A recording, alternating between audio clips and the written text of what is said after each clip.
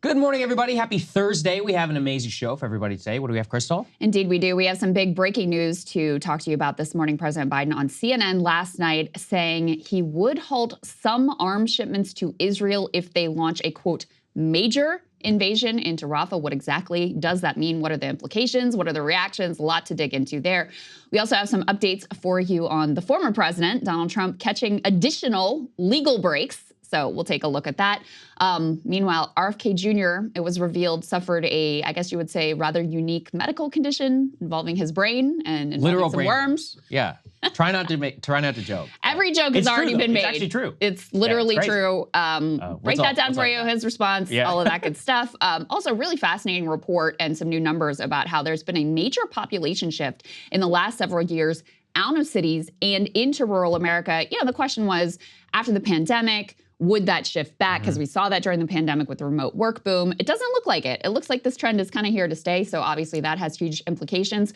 And we are really excited to be joined today by the UN Special Rapporteur for Human Rights in the occupied territories. Francesca Albanese is going to join us for an extended interview, obviously incredibly relevant to talk to her today as a potential invasion into Rafah looms. She's been taking a look. Not only she published a report saying that there were reasonable grounds to believe Israel is committing genocide in the Gaza Strip, but she's also been taking a close look at the humanitarian situation and the status of aid, what's going in, what's not going in. So really excited to get to talk to her and hear her perspective on all of these things today. Yeah, it's going to be interesting.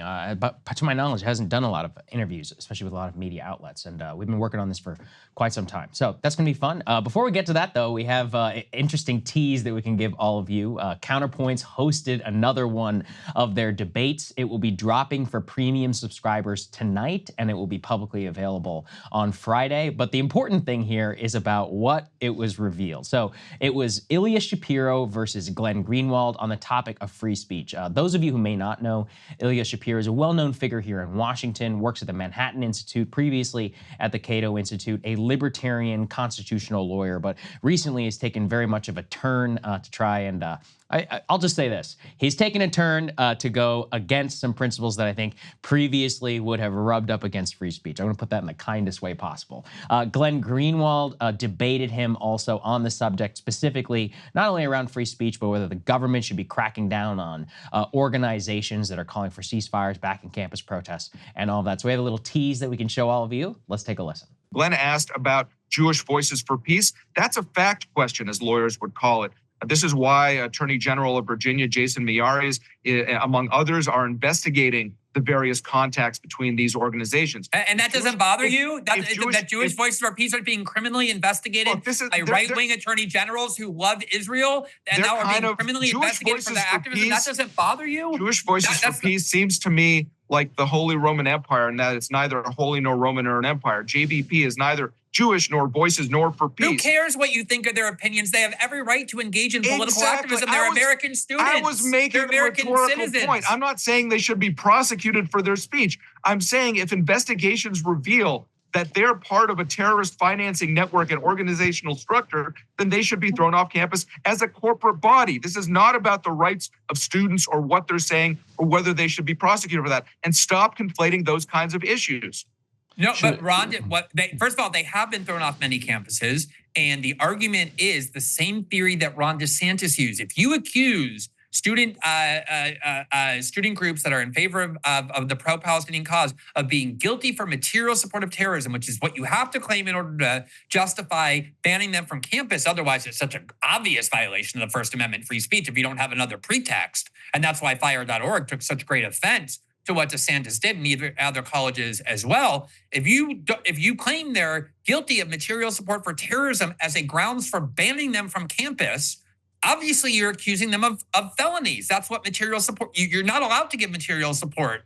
Wow. Anyways, let's just say there's a lot more where that came from. There's over an hour. So if you want to watch it and support the work that Counterpoints is doing in our expansion, breakingpoints.com. Thank you to everybody who has been. I think they've just been putting out excellent content. Absolutely. They had the Don Lemon thing. I mean, the Destiny debate was good. This in particular. So this is just more of what you can expect. And people are starting to take notice, right? They understand it's a place where we can convene things, and they're really leaning into that. So congratulations to them, and thank you to everybody for supporting them. Yeah, thank you guys for making this happen. It's also also cool now. We're Monday through Friday. Yeah, it's cool. Yeah, I haven't watched this one yet. I'm very much looking forward to it. I'm less familiar with Ilya. Obviously, Glenn we know very well, and he's never afraid of a fight. So. No, he's not. And props to Ilya too for showing up. A lot of people won't do it, so I'll at least give him this. Like he at least showed up, and he went up against Glenn, who who's going to give it to. Exactly. So. Whatever, whether you agree or disagree with Glenn, I think everyone respects his debating abilities. So to show up and rep your position, listen, respect for being willing to do that. And I'm personally looking forward to having a chance to take a look. So like Saagar said, if you guys want to get that early, it's going to drop tonight for premium subscribers. It'll be available for everyone tomorrow. With that, let's go ahead and get to the news of the day. So the big breaking news this morning, and this is quite significant. President Biden gave an exclusive interview to CNN's Aaron Burnett last night, made some big news. This comes in the wake of the revelation that the U.S. had paused a shipment of 2,000-pound bombs that was slated to go to Israel. That news leaked out. President Biden in this interview revealing that he is saying if they launch a major invasion into Rafah, he will block additional weapon shipments. Let's take a listen to exactly what he had to say. I want to ask you about something happening as we sit here and speak, and that, of course, is Israel is striking Rafah. I know that you have paused, Mr. President, shipments of 2,000-pound U.S. bombs to Israel due to concern that they could be used in any offensive on Rafah. Have those bombs, those powerful 2,000-pound bombs, been used to kill civilians in Gaza? Civilians have been killed in Gaza as a consequence of those bombs and other ways in which they go after population centers. And I made it clear that if they go into Rafah, they haven't gone into Rafah yet. If they go into Rafah, I'm not supplying the weapons that have been used historically to deal with Rafah, to deal with the cities, to deal with that problem. We're going to continue to make sure Israel is secure in terms of Iron Dome and their ability to respond to attacks like came out of the Middle East recently. But it's just wrong. We're not going to supply the weapons and the artillery shells used that have been used. Artillery shells as well. Yeah, artillery shells.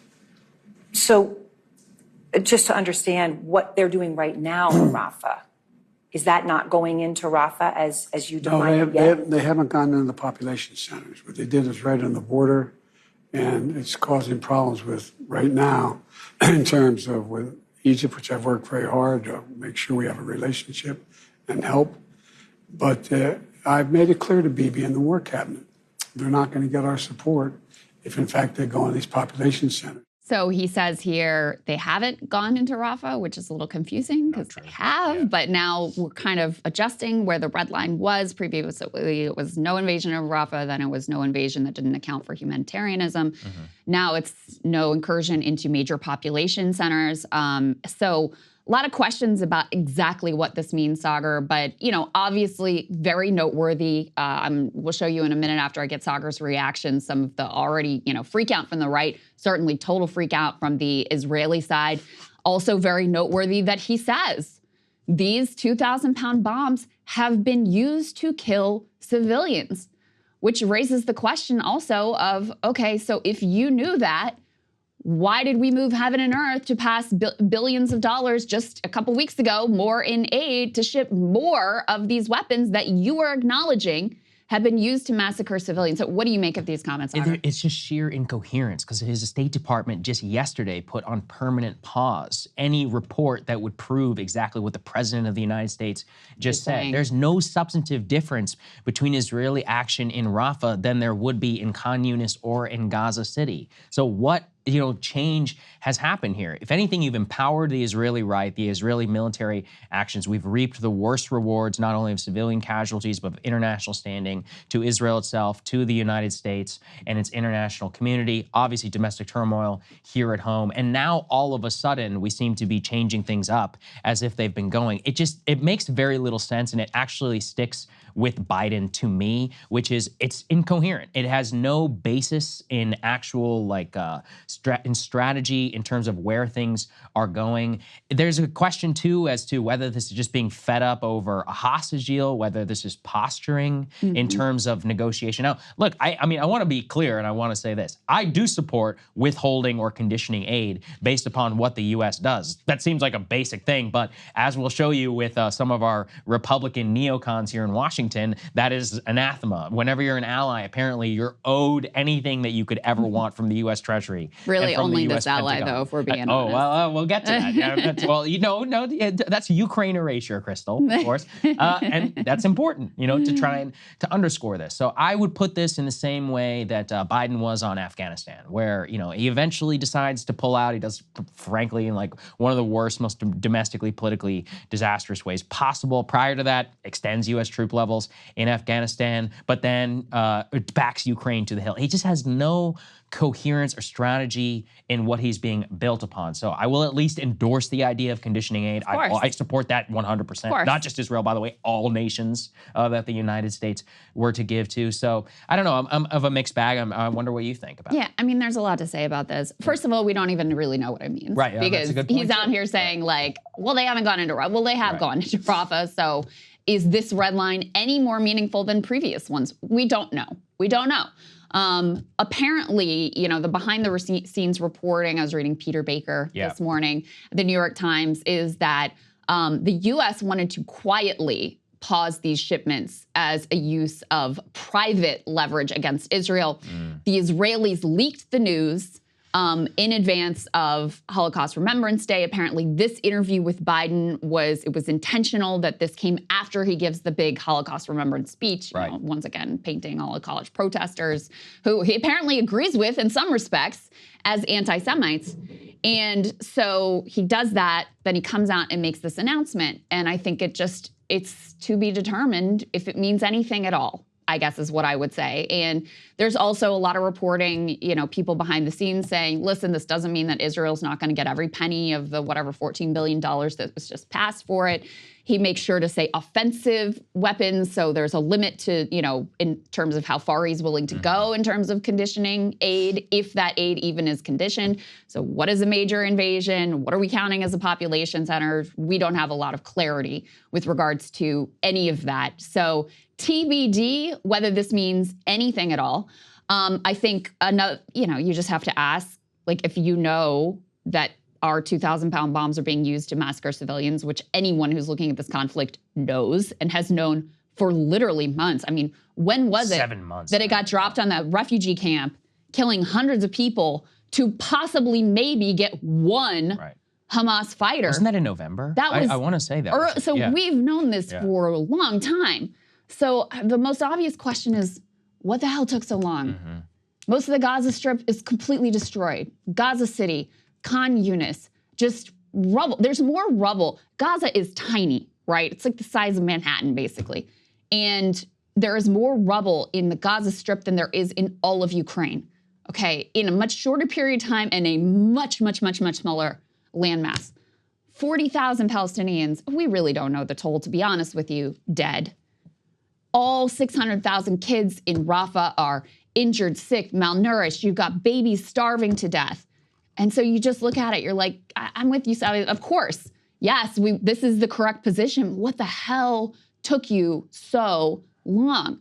I think one thing we have to say is the protests seem to be putting pressure on them. They seem to be feeling certainly the political heat from the, protest movement across the country, from the fact that, public opinion and especially Democratic opinion is very much against Joe Biden on this. There's a new poll yesterday from Zateo. 57% of Democrats say, yes, it's a genocide. Only some 20% say it's not, affirmatively say it's not. So he's dramatically at odds with the Democratic Party. He knows this is a political problem for him. I think that's why this is happening right now. He's very reluctant to make any change in the unconditional support of Israel policy. And so I think you have to say that that political pressure is part of why you're getting at least this rhetorical shift, and what appears to have been more than a rhetorical shift, at least in terms of pausing one shipment for now. I think it's possible. It could be. I'm actually not sure how much it has to do with the domestic political pressure. I'm starting to think a lot of it could also be in terms of international pressure, because what we should remember is that a Rafah invasion, crossing, and all of that is a genuine demarcation point both for Turkey and for Egypt. And so there is and has been a lot of leaking behind the scenes. I think you might have seen this as well. Saudi Arabia and the United Arab Emirates. Saudi Arabia used the term genocide for the very first time, actually, after the Rafah invasion. So there was the threatening of total international isolation of the U.S. from Saudi Arabia, from Egypt, and from others. And the Egyptians in particular have been putting huge and tremendous pressure behind the scenes because it is a breach of the 1972 agreements. I'm not saying that domestic political pressure didn't have anything. It's a confluence of events like anything else. Well, I do think, though, we should remember that the U.S. position in the Middle East has been so degraded now at this point that this really could have been a genuine break, to actually see a full-on invasion of Rafah. We already saw with the Saudis, which is a key strategic ally for the U.S., and obviously they've got their finger on the OPEC oil, and Biden doesn't want to screw with that. The Egyptians and the NATO, one of the things that we can't forget either is Turkey, after the invasion of Rafah was announced, pulled all trade with Israel. It was a major, major point in terms of international politics. So I think that was a significant driver of the fact as well. Maybe, but in my experience, the U.S. response doesn't really care that much about international opinion what the Egyptians think. We fund them significantly too. We give them a huge amount of aid. Certainly. And certainly politicians do have a track record of caring about their own reelection prospects. So don't know, like you said, could have been a confluence of factors, but I think the fact that the protests have become so heated, such a divisive issue within the Democratic Party, and that Democratic public sentiment has gone so aggressively against Joe Biden, and public sentiment in general has gone so aggressively against Joe Biden, I would say has to be considered as a factor here. Absolutely. In terms of the response, Ryan made this point on Twitter yesterday, which is so true.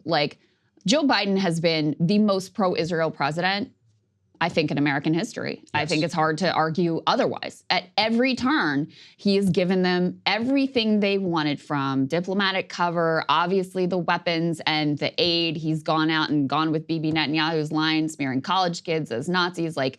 Every step of the way, it has been the bear hug. And yet, the minute that he even threatens to pause weapon shipments, even, to condition aid at all, everyone who's pro-Israel, including John Fetterman, all of the Mike Johnson, Mitch McConnell, et cetera, they turn like that. He doesn't get any credit from them about the fact that he did unconditionally support them. It was the most pro-Israel president that we've literally ever had in history.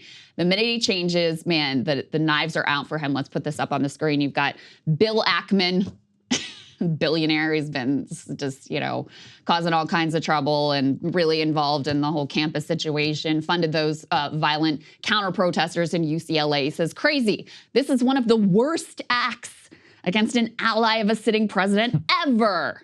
Hopefully this means he won't be sitting for much longer. You've got Mitt Romney. He says, we stand by allies. We don't second guess them. Biden's dithering on Israel weapons is bad policy and a terrible message to Israel, our allies, and the world. So obviously the vehemently pro-Israel crowd immediately turns on him. And as Ryan pointed out on Twitter, the left, progressives are never going to forgive him at this point. There are so many dead and so much destruction. It really doesn't matter what he does. You can't undo the death and the damage and the trauma that has already been caused.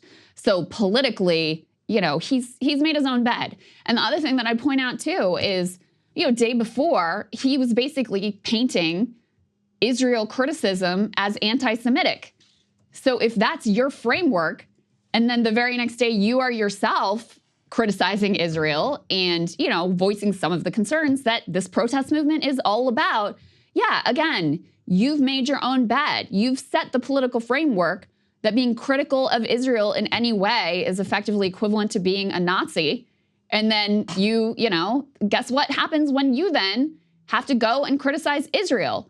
the pro-Israel crowd paints you exactly the way that they do these, student protesters who are on college campuses. Yeah, let me reiterate what Mitt Romney said. We stand by allies. We don't second guess them. Biden's dithering is bad policy and a terrible message to Israel. Such a crazy way to look at foreign policy. Exactly. How many Israeli troops served in Afghanistan? Anyone want to know? 0. How many Israeli troops served in Iraq, even though they're the ones who asked us to go in there? 0. How much Israeli dollars supported the U.S. global war on terror in both of those? 0. It's I can go on forever. I mean, were there Israeli troops on the ground in Vietnam? No. It's like, what ally are we talking about here? This is so crazy. This is the John Fetterman line. It's like, it doesn't matter what they do. We're going to support them no matter what. And it's like, that is insane. Even if you're just looking at narrow American interest, it's insane. Yes. Obviously, if you're looking at morality, you're literally saying like, no, I don't think they're doing a genocide, but even if they were, I would still support them. Like, what? Right. How can, it doesn't matter what they do. You're going to send them whatever they want, no matter what. That is crazy. It makes no sense. And yet this is, really Israel is very unique. You might put Ukraine in the same category. I think Israel is very unique in people's willingness to just say, nope, don't care. Don't care how many civilians are slaughtered. Don't care that it's against our interests. Don't care that we've turned all of the Middle East against us. Don't care that our troops are being fired on because of Israel's policy, our support of Israel's policy. Don't care. It's Israel no matter what. You didn't swear an oath to Israel when you were sworn in as a United States senator, but that's the way they act. We're going to put their interest over American interests. Saying it explicitly, it blows my mind. It honestly blows my mind. I would be remiss if I didn't shout out Jonah Goldberg. This gentleman is one of those never Trumpers out there. He actually, I have a personal beef because he implied I was anti-Semitic whenever I said that the U.S. military should only be used to defend America. Oh, that never happens. They never throw that claim around. For what I'm worth, I have heard from a lot of reliably anti-Trump people. I mean, really, really anti-Trump people who've had it with Biden tonight. Anecdotal, but very telling in my circle. So this is I'm just thinking about it. It's like Afghanistan, which they also had dual loyalty to. It's like one of those, that was fine. All these other things they supposedly stand for, conservatives. That's just not too much. But Israel, that's the one where we got to turn. Let's go and put the next one up on the screen. It has some of the details that Krystal was talking about. Militarily, actually, there's some significance here, but because we're specifically talking about the 2,000 and the 500-pound bombs. So it was 1,800 2,000-pound bombs and 1,700 500-pound bombs. Quote, long seen as experts, most likely to be targeted for any potential restrictions because not only how destructive they are in urban settings, but because of Israel's inability to actually manufacture or buy them for themselves. That's another thing that is not talked about enough here. Israel is a wealthy nation. Anybody who's ever been there, it's like being in California. I mean, literally, they have universal health care. They have a crazy social welfare state. They have the ability to support a massive chunk of their population, which does not work and is paid by the state to have children and pray all day. And, that's their society. They can do what they want. But I personally think that in the wealthy startup nation that they love to brag about, for anybody who's ever been there, you know what I'm saying, they can pay for their own shit. Is that really such a controversial position? But as you said, Krystal, in the United States of America, that is a very controversial position to take. There was also a discourse really a while back. It's kind of a dead discourse now at this point because it's so patently obviously false, but of this whole Israel's their own country. Mm-hmm. And we really don't have any say over what they do. We don't really have any leverage. All these people who claim that we could just, on a dime, we could do something and they change their behavior. This is crazy. Clearly, we do have leverage. Clearly, it does matter. There's already reports in the Israeli press about how dire it would get for them very quickly if we actually cut off all of these weapon shipments. They would be in a real bind. They'd have to make some real decisions about what they can and can't do. Because remember, they're not just in the Gaza Strip. They're also taking actions in the West Bank. They're also, fighting on the northern front versus Hezbollah. They had the back and forth with Iran very recently. That was started, let's never forget, by their provocation of bombing an Iranian embassy building in Damascus. It really is important for people to understand all of this is allowed and enabled by us. It can't happen without us. It really can't. It really can't. Not just from the weapons, from the diplomatic cover. How integral were we? We shot down most of the Iranian drones and missiles that were headed to Israel. We shot down a majority of them. And that's why, you know, even though there aren't U.S. troops involved, although U.S. troops are coming under fire because of our support for Israeli actions, but even though it's not directly our boots on the ground in Gaza, we are so integral to this. We allow this to happen. And so, yeah, there's a full freak out about what it could mean, even just the pause of these shipments.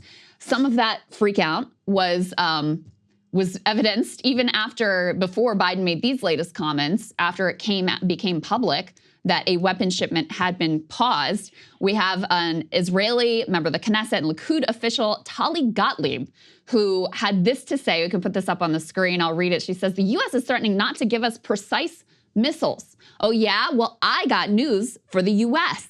We have imprecise missiles, and we have the right to defend ourselves. So maybe instead of using a precise missile and taking down a specific room or a specific building, I'll use my imprecise missiles. And I'll just collapse 10 buildings. 10 buildings, that's what I'll do. Just think about this. Like, because you are withholding 2,000-pound bombs, precise weapons, because out of accountability for our war crimes and the fact they've been used to bomb civilians, guess what? Our response is to bomb even more civilians. And, you know, once again, there's a lot of discourse about what college students have to say about this conflict. This is a member of the Knesset, a senior party official of Bibi Netanyahu's party. This is a powerful individual. And she talks in a just brazenly, like, atrocious manner, and yes, genocidal manner, about how she'll take down 10 buildings. She doesn't care. And the gall of these people, after all that Joe Biden has stood by you while you did, and the minute there's even a little bit of a critique, they, you know, flip on a dime and they're completely indignant. Ryan Grimm, our own Ryan Grimm, at the State Department briefing yesterday, asked Matthew Miller about these comments, and pretty surprisingly, actually got a response. Let's take a listen to that. Likud official, member of the Knesset, she said this. She said, the U.S. is threatening not to give us precise missiles. Oh, yeah, well, I've got news for the U.S. We have imprecise missiles. We'll use it. We'll just collapse 10 buildings. 10 buildings. That's what we'll do. So she's threatening that if Israel is held accountable for war crimes, they will respond by committing greater war crimes. What kind of effect does that have on U.S. decision-making? Those comments are absolutely deplorable, and senior members of the Israeli government should refrain from making them. We will continue to make our policy assessments based on what's in the best interests of the American people, what is in the best interest of the region. Absolutely deplorable. I was surprised he got a response, because usually Miller would just be like, oh, I didn't see it, or we'll look into it, or, you know, they shouldn't say bad things, but we support them, et cetera, et cetera. But he got a direct response. Yes, he certainly did. There's also this is my personal favorite, Krystal. Put this up, please, on the screen, is that the Israeli government is now warning that they're warning the U.S. that if you pause weapons, that will jeopardize hostage negotiations. So they're basically saying, if you take weapons away from us, then we will pull out of hostage negotiations. And we need those weapons to continue the war so we can free the hostages. Do you understand what I'm saying? Yes. It's a very interesting circular logic that we all have here. In terms of the end result, I genuinely don't know. I saw Itvan Ben-Gvir tweet out this morning, quote, Hamas heart Biden, which is pretty insane. Jesus Christ. For a member of the Israeli government. I would not tolerate that from any foreign government who is a recipient of foreign aid if I were Biden. Apparently he's been tolerating things like that now for quite some time. But yeah, it gets me to the point of just like, who do you think you are, man? Who do you think you are? Yeah. You have armed weapons manufacturers in your country? No, you don't. You need us. So how about you shut your mouth and actually show us a little bit of respect? But that's their arrogance. That's who they are. Well, and we know where that arrogance comes from, because they've gotten away with everything up to this point. I mean, everything that the Biden has expressed was a problem for him, that he's asked to do and had these tough conversations and very tough conversations about. They just did it anyway. I mean, the strike on the Iranian diplomatic building, that wasn't cleared with the UN. They just did it. And then, you know, have to drag our asses into this thing and shoot down the missiles, make sure that we're protecting Israel, et cetera, et cetera. So Biden has created this climate of, you know, just total brazen arrogance and indifference to what the American president might think about things. He created that climate. And in terms of the discourse, he fueled that discourse as well. How many times have we heard that, anyone who's out protesting against this war, against Israeli actions in the Gaza Strip, they love Hamas, they're terrorists, they are Hamas, they say I am Hamas, etc. So when you co-sign that branding of the entire movement as being pro-Hamas, then don't be surprised when that rhetoric's used against you. Yep, I couldn't agree with you more. And the end result of this will all be very interesting. Will Biden stay the course? We'll see. He has been very stubborn sometimes in the past. He is also very willing to cave. Personally, I think he's going to cave. This is the strongest lobby in the history of Washington in terms of the people who are around him, in terms of think too about what the Israelis can mobilize for our own domestic politics. Like, you may think these campus protests and all that can make your life miserable. What's even more miserable is when all your donors and all these other people who are so into the cause start pulling money away and start exerting their influence. And plus the media whipping this up, into a frenzy. I wouldn't bet so. I would not bet a lot that he stays the course on this one. But we'll see. So TBD, what, if anything, these comments actually meant. Hey guys, if you like that video, go to breakingpoints.com, become a premium subscriber, and help us build the best independent media organization on the planet. That's right. We're subscriber funded. We're building something new. We want to replace these failing mainstream media organizations. So again, to subscribe, it's breakingpoints.com.